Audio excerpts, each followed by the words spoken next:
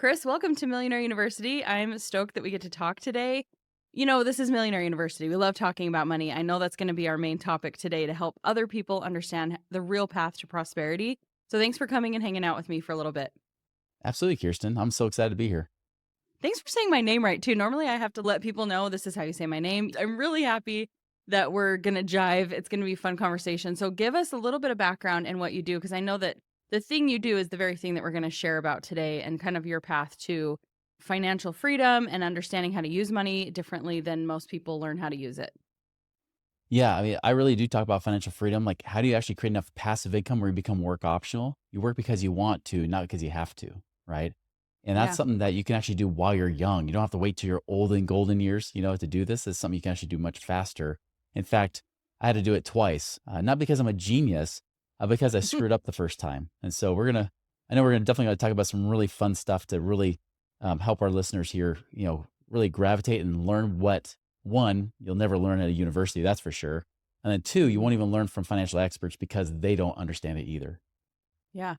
Okay, well, can you just even answer that question that comes to mind when you said that? Why don't financial experts know this?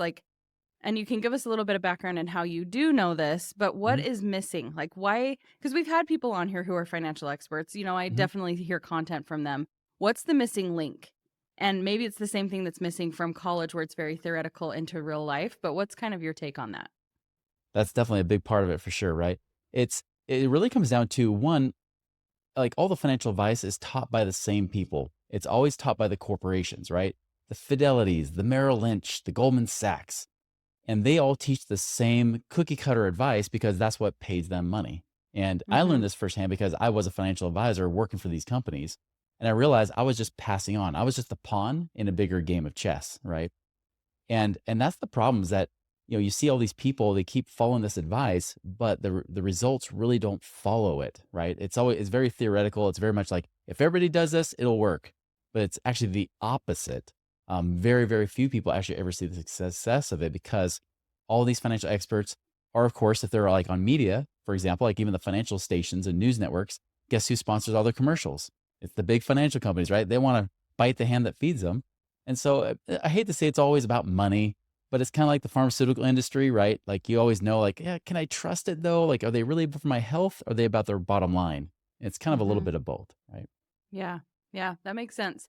So I love also that you said you retired yourself, became successful two times, not because you're a genius, but because the first time fell apart. I don't know a single entrepreneur who's very, very successful who that hasn't been the case, where, the first Mm. thing is either maybe not even the first thing they try is successful, but there's usually some sort of big crash and burn, and that leads to so much clarity. So I want to hear a little bit about yours, and also how do you think that we can, like, what are the things that we need to know so that we not necessarily avoid that? I think we learn from failure, but what Mhm. are some of the things that contribute to us? I know what my answers might be when we have success and we're not really setting ourselves up for long term success. So, yeah, a little bit more about your story and like, how do we start to break that pattern? Yeah, my backstory is probably not much different from all the rest of you, right? I mean, like I had two, very, loving parents. They loved me. They wanted the best for me. Um, they definitely taught me good values. My mom, she was an artist. She was actually trained by the same master painter as Bob Ross. Wow. So she was painting happy little trees and doing stuff too. And, uh, and then of course, she would always teach me to follow your passions and live your dreams. My dad was much more pragmatic. My dad was always like, hey, go to school, get a good job, get good grades, all that kind of stuff, right? And then you'll have a good life. Although his job, even though he was doing that, yeah, that wasn't really work for him. He was like the Poor Dad and Rich Dad, Poor Dad by Robert Kiyosaki, Hmm. right? Again, great guy, taught me good values. Work hard, your word is your bond. Don't half-ass anything, as he would say, right? All those things. But when it came to money, the one thing they did agree upon that there's never enough, right? We can't afford this. What do you think I am made of money? Money doesn't grow on trees, all those things you hear growing up. And so I vowed that when I went to college, I was going to become more financially prosperous than them. I was going to become possibly a millionaire myself. Now, granted, in the 1980s, when I grew up, millionaires would always have their own in-house butlers and housekeepers, and like who's the boss or Mr. Belvedere, right? Have the big, white pillared, type houses and whatever. Well, as I went to college, one thing my dad always taught me too is like look for real life evidence, right? Look for things that actually work in real life. And so when I went to college, I realized pretty quickly, if I follow this path, I'm going to become a slave, just like my dad is. I want to become a business consultant. I realized I want to do something in the business realm. I want to become a big business consultant. I figured if I'm going to do that, should I get real life business experience instead of just an MBA? So I Hmm. actually took a sabbatical from college. I dropped out for a bit. It was only supposed to be for a year. And I was looking for some business to start. And just a few months later, I was introduced by a friend to this financial firm, right, to become a financial advisor. And so I did that. I was 100% commission only financial advisor and loved being an entrepreneur so much. I never went back to college to finish my degree, So I started down that path and did it for 4 years. And then after 4 years, my dad then said, he's like, well, Chris, when are you going to advise me? Hmm. Now, understand my dad was very guarded about his money. He was the penny pinching, cheap son of a gun, like he would say frugal. We would all be like, no, your dad, you're dang cheap. Like you're cheap, cheap. You're the kind of guy that goes and buys at a discount warehouse case lot sales of cereal so that we have to eat Cap'n Crunch for an entire year straight or Fruity Pebbles the next year, just to mix it up a little bit, right? And Yeah. so that was the kind of guy he was. So I expected that he was going to do the same thing I was doing in my own life as a financial advisor, which is live cheap, save everything you can. And hopefully, if I save up enough, I'll be able to retire someday. I sit down with him, I look at all his numbers, and he'd been getting his 401k with the match, which everybody tells you you're supposed to be doing. He also paid off his debt, including his house. He had no mortgage, no debt, nothing. This guy was 100% debt free, stuffing money in his mutual funds, his retirement accounts. He was like the poster child for every financial expert like Dave Ramsey and all those other people out there. But when I looked at his numbers, I said, Dad, you're 61 years old. If you want to retire today, you're going to have to die in about 5 or 6 years because that's when you're going to run out of money. Wow. Like, well, what do I do then? I don't know. You did everything right from what I teach as a financial advisor. You've done it all. And that bothered me really badly. And just a few weeks later, I was talking with a friend who I hired to be a financial advisor, but he quit to go do real estate investing. And he's telling me how him and his dad have partnered on some deals and actually doubled his dad's income as a professor at the local university. I said, wait a minute, that's too good to be true. That's impossible. There's no way that's happening because this is the only way. Stocks is the only way to go, right? I couldn't see anything outside of investing outside the stock market. He's Yeah. like, Chris, well, how many of your clients are financially free where they don't worry about money? Well, none. Even the retired ones worry about running out of money too soon. Okay, good job, Chris. Well, how about this? How many of you guys as financial advisors are financially free, not off the commissions you're earning, but actually doing these investments? Hmm. And when I was really kind of doing a mental inventory of about the 100 or so people that worked in my office, even including guys that had been working there since the 1970s, I realized I'm like, well, none of them can. He's like, there's your problem. And so I Yeah. started taking like the little matrix red pill. I decided to go down Hmm. that rabbit hole and look more at real estate investing to the point where I couldn't make the two worlds work anymore. I could see that what they taught and what they did to create passive income and wealth today was almost in a direct opposition to what I was taught as a financial advisor. And so I went that path. I said, I got to keep my integrity intact. I'm going to quit being a financial advisor. I'll be a mortgage broker in the meantime. I'll go do that. And so I started learning how they did those things. I learned that it was about income, not compounding interest, but compounding your income and getting income today. And as I built that up, the next thing I know, later that next year in 2006, I was 28 years old and I was like, wait a minute, I've got enough passive income coming in that I could legitimately retire right now. Hmm. And of course, when you do something crazy like that, everybody wants to know how you did it, right? Friends Yeah. and family, they're like, wait a minute, how are you retired at 28 years old? Are you selling drugs? Which, by the way, I would tell people I sold drugs when they'd ask me what I did because I didn't want to like explain what do I do. I don't have to go down this rabbit hole, right? But that's in a joke. I'd say, oh, I sell drugs, guys. That's why. That's the only thing 28-year-olds can do is sell drugs and make money, right? So anyways, I did that. And then of course, in 2007, I came out of retirement to teach people how to do what I did, right? Which is how to get out of that rat race and partner with a guy named Garrett Gunderson. He wrote a book called Killing Sacred Cows. Um, and then of course, right then our whole market that we were focusing on, our target market, were real estate investors, primarily flippers, people that were buy and sell and flip properties. Well, 2007 is when the banks got nice and tight with their cash and you couldn't flip properties anymore. So they went broke. And right after we were launching a brand new business trying to get off the ground, we're going broke. Plus, some of my real estate isn't doing so hot anymore, right? And I cut off some other Hmm. passive streams of income that I shouldn't have done. And the next thing you know, I'm burning through my cash. I'm starting to burn through my credit cards. And I find out I'm in the hole about $16,000 each month. And quickly that turned me from like a millionaire status to now an upside down millionaire where I was in debt over $1 million and had to figure out how to dig out of that hole. So I didn't file for Mm. bankruptcy, although that would have been easier. But I'm just too dang stubborn. So I spent the really next 2 years just trying to really tread water, if anything, to keep from sinking too much, And I mean, I had creditor calls left and right. I had my wife, even at that time, she's talking about moving out with the kids in their sister's basement until I figured my crap out. I mean, it was just a horrible thing. Plus, I felt like a fraud, so I couldn't teach people how to, you know, become financially free because I wasn't financially free. I was now back in the rat race, and so I started changing the things I taught to be instead of how to get out of the rat race or be financially free because I can't teach with something I'm not doing. I shifted instead to how do I help people find money? Because that's what I was doing. I was getting creative and resourceful and started teaching entrepreneurs, especially how to find more money, save on taxes, how to pay off debt creatively, even if you don't have the money to pay off the debt and things like that.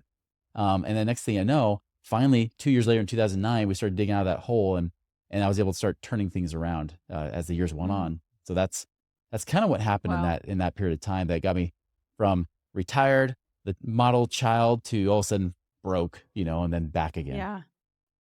Okay, there's a lot in that I want to unpack. And I think it's a conversation that, like, we hear these stories, but then how do we learn from that? Like, how do Hmm. we approach business differently? Because I know so many people, myself included, who you have this success, you have tons and tons of money coming in, and lifestyle starts to match the income, right? And you just Hmm. feel like you never really imagine that the whole thing could just disappear. You can't see any circumstance in which that could happen. And so, even if you look at behaviors as a person, as an entrepreneur, we have to look at money and cash flow so differently than people who have jobs. Even people Yeah. who have jobs, like it's inconsistent. And I remember Hmm. when I first became an entrepreneur, it was like, well, that's more secure than a job because you could get fired anytime, you could get laid off.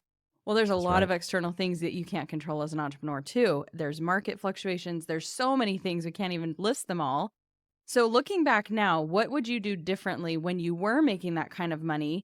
And I know this kind of maybe veers off the path of the bigger conversation here, but I think it's important that we know, how do we as entrepreneurs be a little bit more intentional and purposeful with the income? And what would you go back if you're like, if I could tell myself anything, I would do this differently? No, this is perfectly in line with the conversation because it's all about cash flow, right?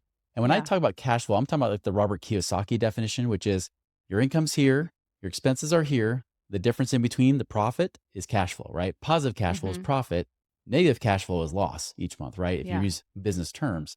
And that's what I mean when I say cash flow, which is different than passive income. I'll go back to that later. But cash flow really comes back to that is how do you have more income than expenses without having to live on rice and beans, right? And Hmm. without having you to be some cheap son of a gun, hoping it's going to save you. Now, I'm all about stewardship, and that's important, but it's more about that. And so the thing I wish I had done was, like I said before, one of the mistakes I made is I was cutting off streams of income. I only did that because the partner was saying, "Hey, I noticed you got these different streams of income coming in. Some were business streams, like I was no longer doing mortgages, but I was referring them out and then getting paid as almost like Mm. an affiliate in a sense, right? Even though I had a mortgage license, I was getting paid, so I was doing almost nothing. I would like send them along, and I'd get like 1,000 or 2,000 bucks a month. He says, "Hey, cut that off. Like, stop that. Like, go all in on our company." Right. So, big mistake number one is you need to have multiple streams of income, not just passive, but even just income streams coming to your business. You never want to have one client, one account, one customer, or anything else, or even just one type of product or service that you're doing. Because if you do, that's where people go wrong most of the time, right? Because how many times, I mean, think of 2020. I mean, we all of a sudden we're put in categories of essential versus non-essential businesses. And for some people, they had to wait 2+ months before they could open their doors and transact again. That Hmm. alone should have been a warning shot for everybody to say, one, make sure you have multiple streams of income, but two, make sure you're liquid with cash, meaning you've got cash available. One mistake I also made then during that time is I figured as a mortgage broker, right? If I ever need to get my money, I can always just pull the equity out of my house. So I was putting extra money into my house, paying down the mortgage, like good old Dave Ramsey tells you to do. That son of a crap. But he tells you to do that kind of stuff. And the problem is this: is that you lock it away into that prison. It's just like people that lock their money into 401ks and IRAs, which if you're a business owner is ridiculous because you get no benefit from doing that. You just delay your Hmm. taxes down the road when you lose all your write-offs, right? That's dumb. But we lock our money away in these prisons. And then when we need it, we can't get to it. right? Like like a normal person that works a job, if they put their money in a 401k, they have to either quit or get fired to access the money in their 401k. It is locked away. If you throw Mhm. your money in equity in a house, it's locked away. Yeah, maybe you can get a cash out refinance, but what if the bank says no, like they told me? Because they told me in 2007, they said, sorry, we don't do we don't do cash out lines of credit to business owners anymore. You're too risky. Wow. And Mm. so the banks got tight and my money was trapped. But because the banks were getting tighter, guess what? The value of my property dropped because now people couldn't afford to buy these properties anymore. And then interest rates were rising at the time for a bit as well. So all these things were happening. And I watched the value of my equity all disappear. All the money I locked away in my house disappeared in about a year. And Mm. so, of course, I'm frantically trying to figure out how to sell the house. I couldn't sell it. Then next thing I do, I'm trying to short sell the house, which means you're selling it for less than you owe on the mortgage. And the bank has to give you permission to do it. And the bank would not give us permission to do it because that bank was owned by Lehman Brothers. Oh, And no. eventually I did get a $300 settlement check from Lehman Brothers for mortgage practice, fraud or whatever. But that definitely did not pay for the tens of thousands I lost as a result of that. And so I couldn't sell the house, couldn't do anything. Eventually I foreclosed on that house. And so Mm. as a business owner, you got to be liquid with cash. You got to have cash available in your hands. It could be, I don't care if it's a checking account, savings accounts, although those places can have risk. I put most of my money inside of life insurance, like whole life insurance specifically, that's catered to be very cash rich. So it's like a tax-free high yield savings account. I'll put it in there because I know no lawsuits or creditors can get to it and it's Mm. tax-free, right? So I'll put a lot of money there. I'll keep some money in local banks or in high yield savings accounts to kind of diversify my money a bit. But you've got to stay liquid. That's the number one reason why Yeah. business owners fail. Mm. Even though people say you're losing to inflation, don't believe them. That's why people fail. And that's why many Yeah. people have failed even the last couple of years in business too. But Mm. then cash flow. Cash flow is where real freedom comes in. Don't believe for one second somebody says net worth is where it's at, right? Like how much you're worth in millions of dollars. Even though this is Millionaire University, I will tell you this. I've met so many people that are multimillionaires that are broke. And what I mean by that is if they stop working their business today, or if they stop their job today, if they're a W 2 employee, maybe they're a high level manager making hundreds of thousands a year, if they were to stop working today, they have no other income stream coming in. They're just as frantic and broke as everybody else, right? Mm. Maybe they have all this money locked away in equity in their house and stored away in these IRAs and 401ks. But really, again, it's not easy to get to those things. And if you do, you get slapped with penalties and taxes and everything else or high interest rates. And so, what I tell people to do instead is focus on that cash flow. Cash flow creates more options in life, and more options is what creates freedom. So, don't Yeah. worry about being worth millions of dollars if that doesn't translate into income outside of your business, right? You've got to do that. I'll tell you, one of the most powerful things I did in my business to make my business grow is not need to make money in my business. That's the irony. It's like, if you ever watched Harry Potter and the Sorcerer's Yeah. Stone, right? If you ever seen that Yep. that movie or read the book, sorry, spoiler alert for those of you, but if you haven't read it by now, you don't like Harry Potter, you never will, right? But if you remember, like that Voldemort, the evil villain's trying to get the Sorcerer's Stone, but he can't get it. No matter how hard he tried, he wanted it, he needed it, he could never get it. Who was the one person that could get it? It was Harry, the one person who didn't need it, right? Mm. This is Yep. just like business and money. If you need the business, you need the money, that's the very time it's almost impossible to get it because you'll have to work 10 times harder to make the same amount of money because people sense that desperation. I call it business breath, right? Where you reek of it. These are people that throw out business cards at networking functions saying, call me, call me, call me, call me. And you're like, I don't even know who you are. Why would I call you? Like Yeah. trash can, that's where they go, right? Those are the people who are so desperate that they drive business away. But when Mm. you're in a place where you can get that foundation in place, and I'm not saying in the beginning stages you don't put most of your money back in your business, but long term, as you start to stabilize and mature in your business as a business owner, do not keep quote unquote reinvesting in your business. That is not profit. That is loss, right? That's like putting your money back in. You're expending money. You're not profitable. You're profitable when the money comes back to you, comes home, which your spouse will thank you for, by the way. But that money comes home, and then that money can then turn around and be used to generate multiple streams of passive income in other places. So I put Mm. mine in real estate backed investments. I don't trust stock markets because one, they don't create cash flow, but two, I have no control. But in real estate, it tends to be more stable. I can actually get paid by not being the real estate investor. I don't have to be the one that does all the work. I can actually be the one that says, hey, you know what? I'm going to lend my money. I'll be the banker in a sense to that real estate investor who needs that money short term. and they'll pay me Mm. 10, 11, 12, 15% a year on that money for me doing nothing, hands off, letting them do all the work. They deal with the headaches. And if they don't pay me back, I take the property. Just like a bank will take the house from you if you don't pay your mortgage payment. Same thing. I can take the property and all the equity that's in it, and then I can go cash it in and get my money back and then some, right? Yeah, So there's things assuming we're like not that. in I can invest in oil and gas. I got 2008. a raw land partnership where some guys are like investing, buying and selling raw land, and like 500,000 is now turned into over 13,000 a month, like that kind of thing. Like it's so much fun. Like because now I have over 50,000 a month of passive income. I don't have to work in my business.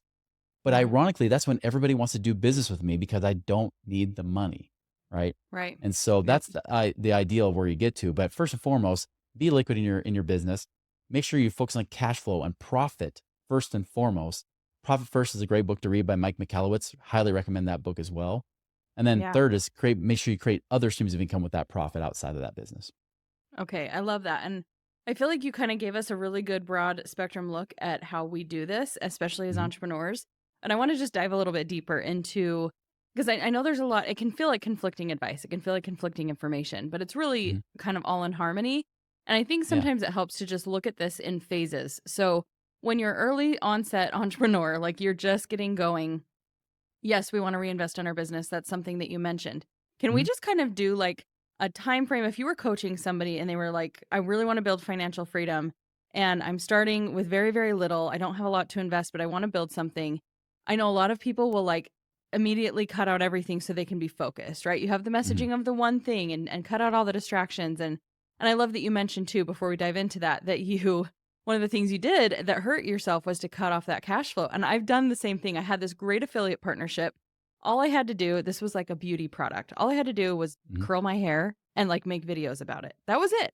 And I was making, hundreds to thousands of dollars a month doing that. But I was like, oh Wow. no, I got to narrow in. I got to focus on like I'm building my business. I can't be like distracted and doing all these things.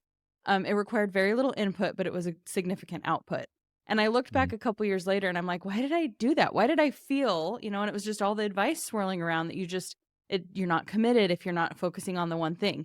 So just wanted to mention that I was nodding my head like, yep, I've definitely done that. You cut off some of these things because you're trying to be a good business owner.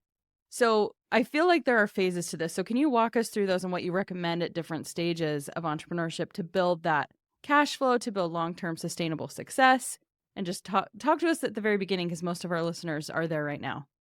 Yeah, there's a lot of nuances, aren't there, right? It's Mhm. kind of like when you hear the phrase, don't sweat the small stuff, but then they say little things mean a lot. You're like, well, which Yeah. is it? They both seem to conflict, right? And it's Right. true. Like in business, if you like zoom in micro phases, like you'll see that it looks like contradictions, but it's really just phases of business and Yeah. phases of things you go through. Like, for example, I will tell you from firsthand account that when I was desperate in 2008, trying to figure out how to make more money, I set up like 5 different businesses and overall my income dropped versus when I Yeah. chopped them all off and I had really just two main streams of income, my overall income went up because I was more Mhm. focused. But like we just said, we're like, yeah, but you don't want to be all in on one. Well, it comes in phases. You got to start with the one thing, right? You start with Mhm. your one thing that you're a master at. I always tell my team all the time, I said, if we're not the best at something in our business, we don't do it. We will affiliate, we'll partner with somebody else, we'll let them do it, and we'll just get paid for the referral, right? Like I that's how we'll love do that. that. Yep. But, do like master that one big thing that you can be known for that solves a big need. That's the thing is that the thing that changed my life in business when I first started, because as a financial advisor, I always thought I had to like, not necessarily cheat people out of money, but I felt it was always like win-lose transaction, right? So if I wanted to win, somebody else had to lose. So if I'm a good person, I'll lose. I'll make sure I take less commissions so that my clients win. And that's Mhm. just not the reality in an abundant world. It's really about how do we create the win-win for everybody? How do we serve people and solve problems? And really, dollars follow value that you create for somebody else. So focus on the value creation. Don't ask, how do I make more money? Ask how to create more value for more people. So Yeah. go all in on that with your business. That one thing, that one service or that one product, go in there. But as you start to like really get to a place where you got a good system in place, then bring in the next thing, right? So once Mm. that's almost like automated, right? You got to kind of, moving on its own. Then you can bring in the next thing. You're like, okay, now I can bring in one more thing. Don't bring in five, just one more and bring that in and start to master that and get that going. And they're like, okay, good. Now we got that. then bring that in. And like you said, I mean, like you can do an affiliate or a partnership where you can literally be someone who connects someone to somebody else and creates a great value. You're getting known as a connector and somebody to be trusted in that case. Not like the typical affiliate, which is, hey, let me just prostitute whatever products I can to make a commission. That's not the point of affiliate relationships. It's about, if I have a need or have somebody in my life that could value from somebody else, be the connector, and then yes, be willing to ask for a cut of that back for marketing expense or whatever it might be. So there's a lot of great ways you can do that too, where again, you don't have to create, 500 different products in your business, but definitely make sure that you do stabilize the one thing that you do well, and then start bringing in other streams of income to help solidify and really round out that business. Even like Mhm. things that are more subscription based, maybe it's like a monthly membership, that could be good too if you have something like that. By the way, the valuation of your company goes up big time if you have a good subscription type service. And even more so if that service doesn't require you, right? If it's Mm. more of a business system or something where other people can operate it too, man, you can see a huge exit on your business from that standpoint. So, anyways, so that's why I say in phases. So do that first, focus on that one thing, then you can start bringing in other things as you go. As your business Okay, starts to so mature, then we start talking yes, about taking that profit home and doing that stuff. and But don't. adding some more things.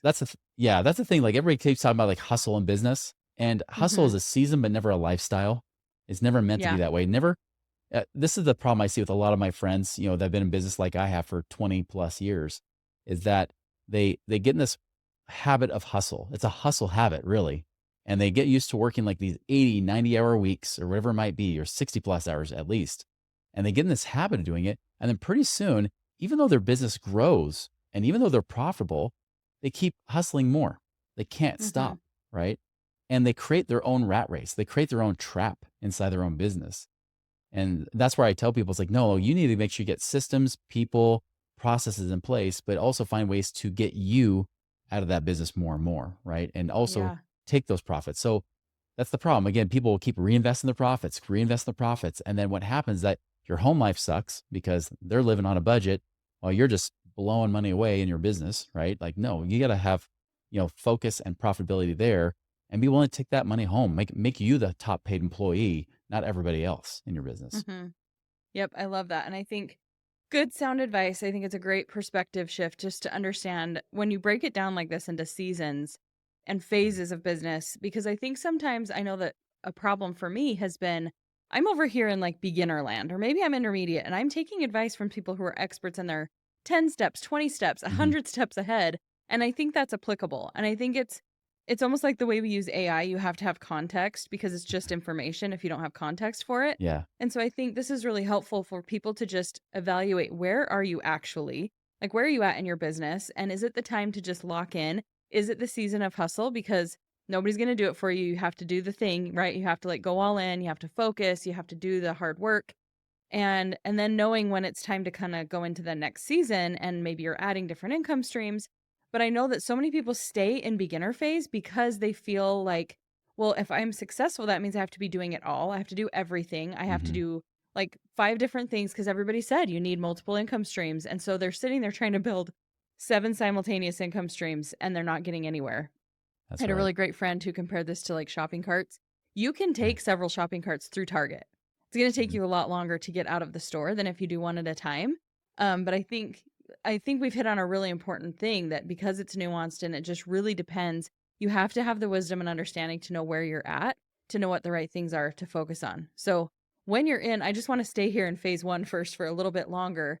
Yeah. When you do have those distractions, those disruptions, or like you have the shiny object syndrome, all the different ideas, what is your take on this? I've kind of taught myself this is more that's an option and not an opportunity. So how do you feel like do you have any advice on how we stay dialed in when we have found that thing? I love that you said if we're not the best at it, we're not going to do it.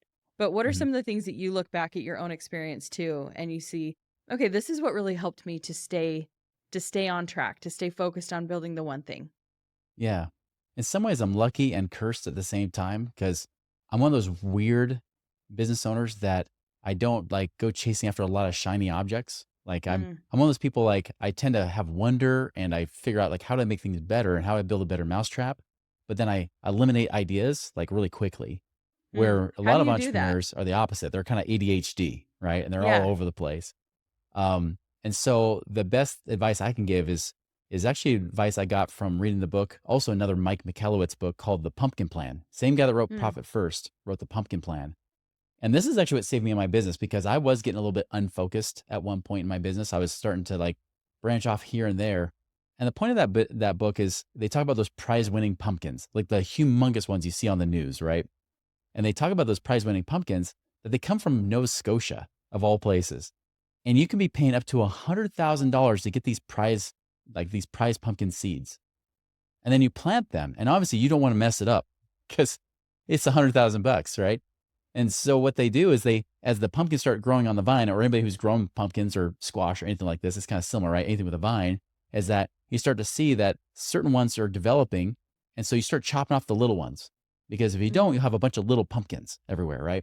But if you start chopping off the pumpkins on the vine and feed into one big pumpkin, that pumpkin gets bigger and bigger and bigger and it gets all the nutrients and it grows big. It's the same thing in business is trying to find out what is that thing, right? What is the thing that really works? And so I started to ask myself, this is actually in 2015. I was going through a divorce. That was always fun. Um, but it was by 2016 when I was able to retire again, right? And so I was trying to figure out like, what is my pumpkin? And I went to that Pareto's principle. Have you ever heard the 80/20 principle? You know, that Yeah. 80% of your revenue usually comes from 20% of your customers. Mm-hmm. Well, I said, okay, I want to look at that. Like, where's my 80%? And then I said, what if I Pareto the crap out of the Pareto's principle? Right? What if I took the top 80% of the top 80%, which is the top 4% that drives 96% of my revenue? And so I got hyper focused on who my like favorite client or two were. And I said, who are they? What are they really about? And I realized I was working with a lot of people I did not like. Mm-hmm. You know, because I was just trying to, bring in money, to help with the family and everything else. And I was like, no, that's not right. Like I need to find the people that I love working with. Yeah. And where did I find these people? And that was the other thing too, right? And I realized I was spending all this time, I was going out networking to like different networking groups or whatnot. I was probably spending 15 hours a week going to different networking luncheons and things like that. And of course I realized like, wait a minute, Chris, you have the ability to go beyond the state of Utah. You have an online business already. Why not embrace that? Instead of Mm-hmm. doing all this local stuff, which by the way, how much money I make on those? Almost nothing.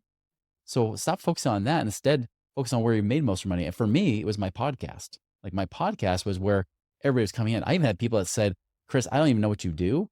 I just know I trust you. And what do you offer? Because I want to buy it. I'm like, okay, that's kind of scary because obviously I'm doing a bad job with my marketing or messaging. But at the same time, that's, a little flattering because at least they trust me.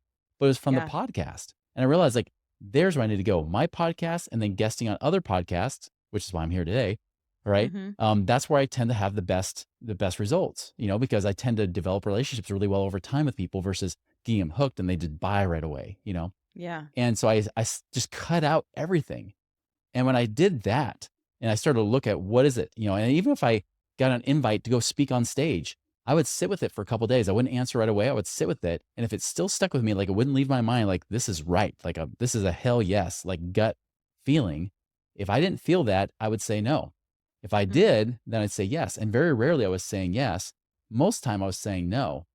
And that's one thing that I know that it was it was actually Warren Buffett that said this. He said the difference between the successful and the ultra successful is that the ultra successful say no almost every time, Mm. right? And that's a very important thing. If you want to develop yourself as a wise and profitable and prosperous business owner, you need to learn to say no a lot more often. Yeah. I feel like we've moved into phase two a little bit with part of this conversation. Would you agree? Like this is where we Mhm. start to cut some of the fluff and maybe I mean, I know we're talking about two different things here where we're really dialed into the one thing and we're finding the things that are the most potent as we're doing that. But I Yeah, feel like even as you go to the next stage, you go from kind of in phase one, you have to say yes to a lot because you just have to like find the thing, you have to lock in, you have to look for opportunities. And then you mhm, go into stage two, and that's really where you refine and you are able to bring in new things because you've simplified the first thing that you did, right? So that's maybe right. to build your initial business, you were having to try all the things and market and I think that's a little different than finding the product you're selling, finding the offer. And there's a ton of variety and testing in phase one. So we're kind of like hitting on a bunch of different points here. But Yeah. phase two, we're locking in our marketing, we're simplifying down how we sell. And that's what gives us a little bit of that flexibility to now say, okay, I've got this cash flow figured out. Let's add more things in because now we have space for that. And I feel like what I've recognized is when you're in phase one and you're trying to pick your income streams and you're saying we're going to build these 7 things, you're probably not going to build the right 7 things. They're going to be so vastly Hmm. different from each other. Whereas what I've noticed for myself is as I've locked in on the one thing, it becomes so apparent what the next little income streams should be. And So they're true. likely not totally different industries. They're just additional pieces that I can add in. Oh, I'm already creating content on social media. Why don't I talk about this in my Instagram stories? Why don't I add an affiliate marketing leg to my income Hmm. stream and set a goal to make a couple $1,000s a month from that? Oh, why don't I take some of this cash flow and invest it into, whatever it may be? So let's talk a little bit more about phase two. I don't know how many phases we have. Maybe there's three. But what else do you feel like needs to happen in that stage as you're starting to diversify, starting to add a little more cash flow? Yeah, I agree with you 100%. It's funny because when you said it, that's exactly what I was thinking, which was pretty much when you have that one thing set, usually the opportunity starts to present itself. It could just be because your mind's freed up to be more in a creative space. That does happen because I had the same thing happen to me after 2016. Like, I was at the point I was spending a couple months in California. I was bored out of my mind. This is why I can never fully retire because, and that's why I always say work optional, right? Because the truth is that you may not ever want to stop doing something. You want to have meaning because if I stop working, I get depressed. Yeah. And so I was in that phase in 2017. I started getting a little bit depressed, right? And and then of course, like again, when the student's ready, the teacher appears, or in this case, when the business owner's ready, the opportunity appears. And it Hmm. happened actually from a client of mine, a guy that I met, another business owner. He was another podcaster as well. I had connected him with one of the people I would refer to for life insurance, as an example. Now I was doing just mostly cash flow consulting. I was starting to bring in passive income because I was now doing it myself, right? So Hmm. now I felt like, okay, now I'm aligned. I'm going to bring that in. So passive income started to become more of a message. I was already bringing that in as like the second thing. But then the third thing was like this guy saying, hey, that guy you're referring to, he's a good guy, but I'll be honest, he's kind of a weirdo. He's kind of a nerd. Yeah, I wouldn't want to bring him on my podcast. How do I get you to do that? And I said, Hmm. well, I don't want to become an insurance guy. I don't want to do that kind of stuff. And he bugged me for a couple months. And so I tried to see if there's a way I can work. I was like, okay. And I had an insurance license, by the way, this whole time. I've had it for now 23 years. And I told the other guy, it's like, maybe I can work in your agency and just, use you guys. But here's the sad thing is that they told me no because they had a CEO that was working with them that's like, no, no, I don't want to have Chris in here at all. Right. Even though I've referred them lots of business. And so I said, all right, fine. Well, I guess I'll see how to do it on my own. And I was overwhelmed, but it didn't take me long. And all of a sudden I was running my own numbers and doing stuff. And I found out I could do it better. After just a couple hours on a Saturday, I was able to do it better than the expert I was referring all my clients to, Hmm. which really kind of pissed me off actually. Cause I'm like, this is supposed Yeah. to be the expert. And I've already beat, beat his numbers. Like this shouldn't be Hmm. happening. And so it actually created a new life of his own. And then, of course, I went in with that podcaster. He had a lot of doctors and dentists that followed him. And it kicked off this thing that led almost to that next evolution of my business, right? Like we still do the passive income consulting and stuff and the cash flow consulting for business owners. But then we added this whole other element with this using life insurance as a way to store cash, right? And just like the way I was doing it for myself, but now like we're like doing it for our clients because we couldn't find any way we could actually trust to do it or to do it better. So again, go with whoever does it best and end up being us Hmm. unintentionally. But it ended up being like one of the coolest blessings ever. And it kind of makes me wonder even now, it's like, well, what's our next thing, right? Are we going to start an accounting firm? Because finding a good CPA really is hard to do, one that Yeah. actually knows what they're doing and actually will deliver on those results. And so we're like, was that the next step or is it something else? Maybe I go buy other firms, like the crappy like financial firms that don't know how to market. Maybe I buy those and add them to a portfolio. So now we have this bigger company that, of course, also increases the value of our company too. So there's a lot of things that we can go with that could be the next phase, the next year or two. But I think that's the thing is like, if you're looking to build something, it's just, again, one thing and it doesn't have to be Hmm. one, but again, get it to the point where you master it, you get systematize it, you got people in place. And then when you're ready, I think the next opportunity will show. Yeah. Yep. I love it. So as you're starting to scale that up and we want to be increasing cash flow and you're kind of saying like the opportunities will probably show up Mhm. organically anyway. But what are some things we need to be aware of in time? Because we mentioned like there's the hustle season and then there should be Mhm. a season where we shouldn't just be working for the sake of working and it shouldn't be in this like fear energy of, oh, I got to keep money coming in. So how do we do that with wisdom? How do we do that with intention as we're adding these different income streams and not making another job for ourselves and really trying to guard that time and making sure that we're also not pulling away from our main cash flow income stream and sabotaging that. It probably means you have a good therapist. And I'm Yep. and I'm actually being kind of serious, right? It's really true. A lot of times I find out the business owners, they're driven by trauma, right? Mm. Not by success, by trauma. Either it's because they lacked a lot as kids. I mean, I always joke with people. Lived 5 years in a trailer park. Like, Mhm. I wouldn't say the trailer park is what drove me. There was other things that drove me, obviously, like my dad and seeing his life and how much he hated it, and he had strokes and heart attacks and whatnot. Which is why I'm way healthier at this age now than he was at this age, right? Yeah. Because I had that fear. I don't want to be the kid, the dad who he doesn't have the energy to play with his kids or with his teenagers or now going in their 20s, be able to do things physically active, right? And Mhm. business owners are no different. They do the same thing. Sometimes they're driven by either fear of poverty, they're driven by trying to prove something to like their mother or their father, right? Or to whomever in the world, or that person that dumped them, when they were like 16 years old and they like drove them like to prove that they're worth something, right?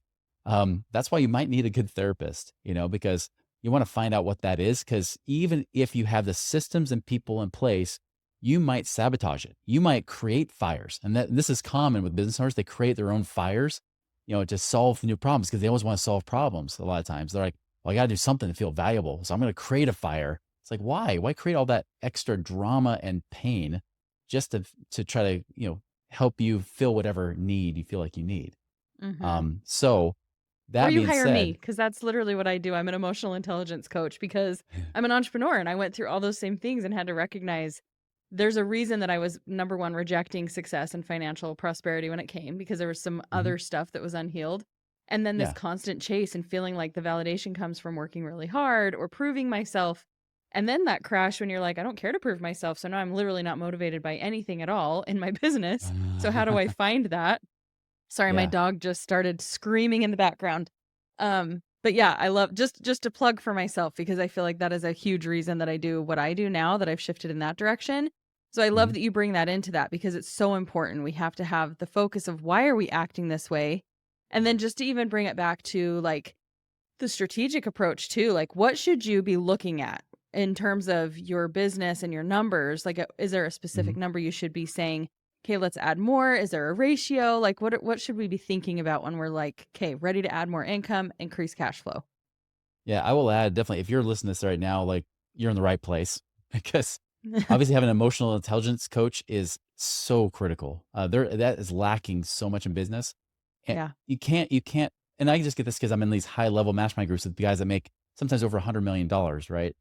And I'll tell you, I mean, we all got our crap. We all got our own issues. We all got our own things. And that won't stop you from creating financial success, but it can make you absolutely miserable while you're being successful.